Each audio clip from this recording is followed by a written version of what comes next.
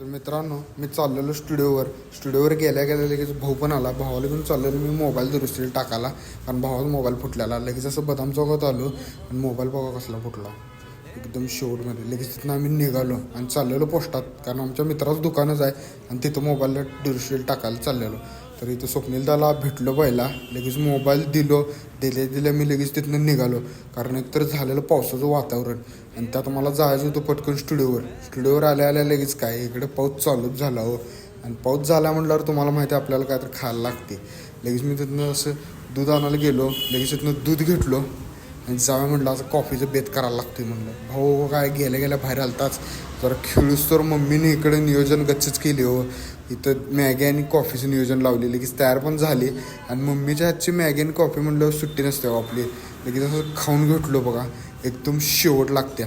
आणि लगेच खाल्ल्या असं कॉफी ओढून घेतलो गच्चमध्ये. तर मित्र